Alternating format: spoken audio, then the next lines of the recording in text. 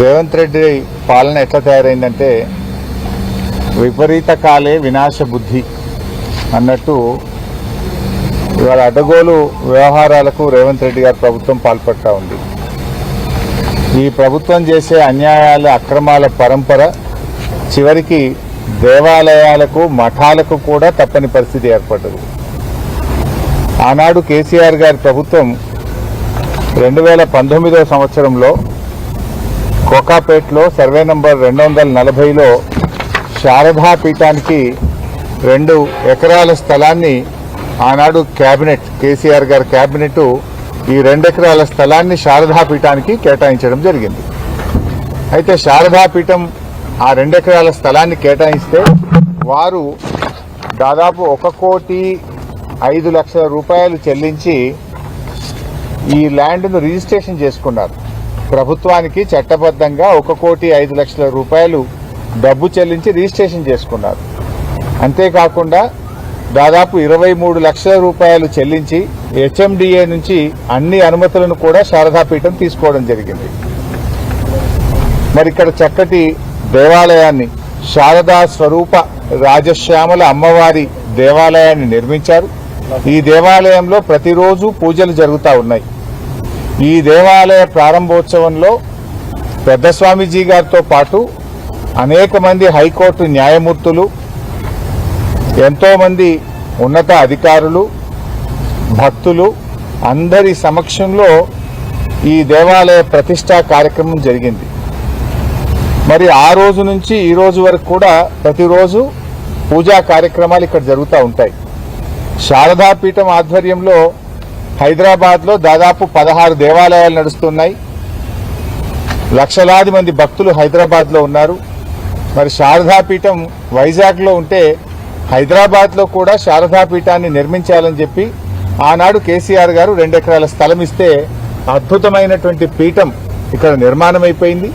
స్వామీజీ గారు కూడా ఇక్కడే నివసిస్తూ ఉన్నారు. దేవాలయ నిర్మాణం కూడా పూర్తయిపోయింది.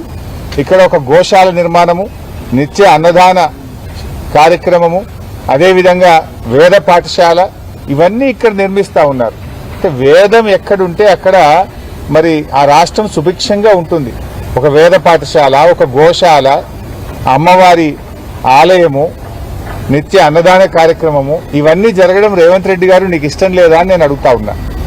ఎందుకు ఈ దేవాలయాన్ని కూల్చాలనుకుంటున్నావు, ఎందుకు ఈ మఠాన్ని కూల్చాలనుకుంటున్నావో నేను ఈరోజు అడుగుతా ఉన్నాం. కేసీఆర్ గారు ఆనవాళ్లు మారుస్తా అంటే కేసీఆర్ గారు కట్టిన గుళ్ళు కూలుస్తావు, కేసీఆర్ గారు హయాంలో నిర్మించిన మఠాలను కూడా కూల్చడమేనా నువ్వు ఆనవాళ్లు మార్చడం అంటే? నువ్వు ఏం చేయదలుచుకున్నావు? మఠాలు కూల్చేస్తావు, ఆలయాలు కూల్చేస్తావు, ఇక ఇవి కూల్చడమేనా నీ పాలన? నిన్న ఖమ్మంలో పేదల ఇల్లు కూల్చావు, హైడ్రా పేరిట హైదరాబాద్లో ప్రజల బతుకులు కూల్చావు. ఏ కూల్చడం తప్ప నీ జీవితంలో ఇంకేం రాదా?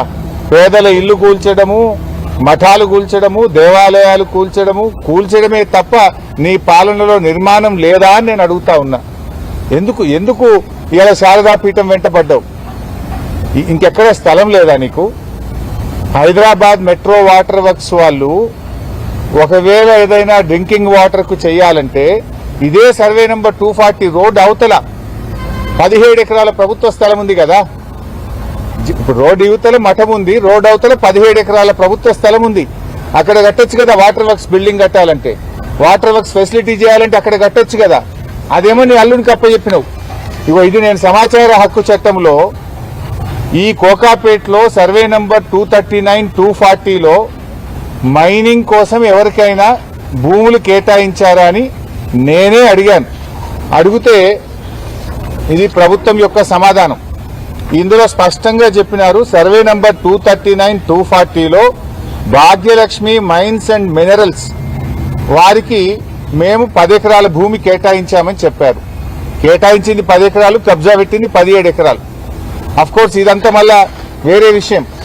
ఓఆర్ఆర్కు 1 కిలోమీటర్ దూరంలో క్రషర్లు పెట్టకూడదని, ఎలాంటి మైనింగ్ యాక్టివిటీ చేయకూడదని గతంలోనే హెచ్ఎండిఏ ఉత్తర్వులు ఇచ్చింది. ఇది ఓఆర్ఆర్కు కిలోమీటర్ లోపలే ఉన్న నీ అల్లుడికి అప్పచెప్పినవు. ఇది నువ్వు ఈ భాగ్యలక్ష్మి మైన్స్ అండ్ మినరల్స్ వెనుక ఎవరున్నారు? దీని వెనుక నీ అల్లుడు నీ అల్లుడి మనుషులు దీని వెనుక ఉన్నారు. దీని వెనుక దీపక్ రెడ్డి, కౌశిక్ రెడ్డి, నీ మేనల్లుడు రమేష్ రెడ్డి అనుచరులు ఈ క్రషర్ వెనుక ఉన్నారు. నీ మేనల్లునికి జాగి ఇయ్యడానికి 17 ఎకరాల భూమి మాత్రం నీకు దొరుకుతుంది. కానీ శారదాపీఠం ప్రజలకు ఇలా హిందూ ధర్మాన్ని ప్రచారం చేసేటువంటి శారదాపీఠం, భక్తులకు వేదికగా ఉన్న ఈ శారదాపీఠమే నీకు కనబడ్డదా కూల్చడానికి? వాటర్ వర్క్స్ కట్టడానికి నీ అల్లుడికి ఇచ్చిన క్రషర్ భూమి పనికిరాదా? అంటే నీ అల్లుడి అనుయాయులకు 17 ఎకరాల భూమి ఇస్తావు, క్రషర్లు పెడతావు. ఈ పక్కన బిల్డర్లందరూ నా అల్లుడి దగ్గరనే కంకర కొనాలంటావు, నా అల్లుడి దగ్గర కొంటేనే మీకు అనుమతులు ఇస్తా అంటావు. అల్లుడికి ఇవ్వడానికి 17 ఎకరాలు దొరికింది, కానీ శారదాపీఠం 2 ఎకరాలు మాత్రం కూల్చడమేనా నీ పని? ఆడియచ్చు కదా 17 ఎకరాలు, ఈ 2 ఎకరాలు ఎవరొద్దంటున్నారు? శారదాపీఠం 2 ఎకరాలే లాక్కోవాలనా? పీఠాన్ని కూల్చాలి, దేవాలయం కూల్చడమేనా నీ ధర్మం? ఇది ఎక్కడి పద్ధతి అని నేను ఈరోజు అడుగుతా ఉన్నా. అంటే హిందూ దేవాలయాలను మనం ఆ రకంగా కూల్చడం మంచిది కాదు. ఇవాళ బాధ ఏంటంటే రాత్రి నిన్న 11 గంటలకు పోలీసులు వచ్చారు ఇక్కడికి. రాత్రి 11 గంటలకు పోలీసులు ఎంఆర్ఓ వచ్చి కనీసం నోటీస్ లేదు, విషయం లేదు, అసలు ఈ ల్యాండ్ తీసుకుంటున్నారు అనేటువంటి విషయాన్ని పీఠాధిపతికి గాని ఈ పీఠాన్ని నిర్వాహకులకు గాని ఒక మాట కూడా చెప్పలేదు. పేపర్లో వచ్చిన వార్త, పేపర్లో కేబినెట్ లో నిర్ణయం అయిపోయిందని పేపర్లో వార్త. రాత్రి పోలీసులు ఎంఆర్ఓలు వచ్చేసినారు. నేను ఉదయం ఇక్కడ 8 గంటలకు ఏదో కూల్చేటట్టున్నారు సార్, తహసీల్దార్లు వచ్చిండ్రు, వందలాది మంది పోలీసులు వచ్చిందంటే పొద్దున్నే నేను ఇక్కడికి వచ్చిన. నేను వచ్చేసరికి ఇక్కడ వందలాది మంది పోలీసులు ఉన్నారు. నన్ను చూడగానే పోలీసులంతా పారిపోయారు.